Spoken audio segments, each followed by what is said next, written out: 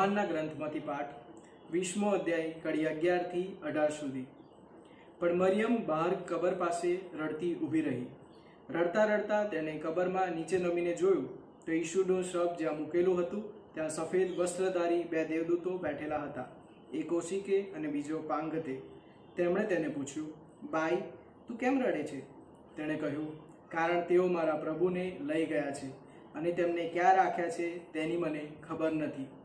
એટલું કહી પાછું ફરીને જોતા તેને ઈસુ ઊભેલા દેખાયા, પણ એ ઈસુ છે એમ તે ઓળખી ના શકી। ઈસુએ તેને કહ્યું, ભાઈ, તું કેમ રડે છે? તું કોને શોધે છે? આ માળી છે એમ ધારીને તેણે તેને કહ્યું, ભાઈ, તમે જો એમને ઉપાડી ગયા હો તો મને કહો કે તમે તેમને ક્યાં રાખ્યા છે, એટલે હું તેમને લઈ જઈશ। ઈસુએ તેને કહ્યું, મરિયમ। એટલે તે તેમની તરફ ફરીને હિબ્રુમાં બોલી ઉઠી, રબ્બની, અર્થાત ગુરુજી।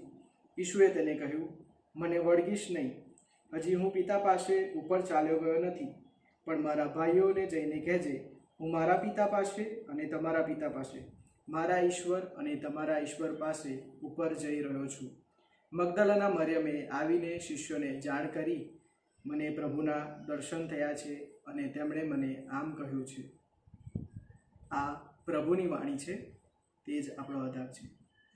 ભલા યુવા મિત્રો, આજના શુભ સંદેશમાં પ્રભુ ઈસુ મગદલના મરિયમને દર્શન આપે છે। મગદલના મરિયમ પ્રભુ ઈસુના કબર આગળ ઊભા રહીને રડતા હતા, શોકમાં ડૂબેલા હતા, અને ત્યાં પ્રભુ ઈસુ તેમને દર્શન આપે છે।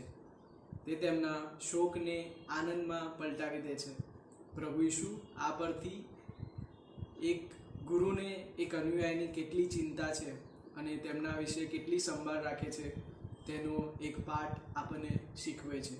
મગદલના મરિયમ આ જ વાત જઈને શિષ્યોને કરે છે અને તે આપણે આજ દિન સુધી આ શાસ્ત્ર વચનમાં વાંચીએ છીએ। પ્રભુ ઈસુ તેમને એક નિમિત્ત તરીકે, પોતાના સજીવન થયેલાના સંદેશા વાહક તરીકે પસંદ કરે છે। મારા વાલા યુવા મિત્રો, જેમ પ્રભુ ઈસુ ખ્રિસ્ત મગદલના મરિયમને આજે તેમનું નામ દઈને બોલાવે છે, પ્રભુ ઈસુ આપણને પણ આપણું નામ દઈને બોલાવે છે અને કહે છે, હું તમારા શોકને આનંદમાં પલટાવી નાખીશ। ખાલી એને જરૂર છે આપણા એ હાની, આપણા હૃદયના દરવાજાને ખોલવાની।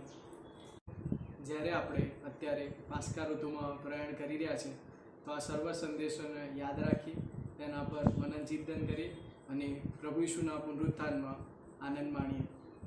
આભાર। મરિયમ તા શું જોયું કરને વા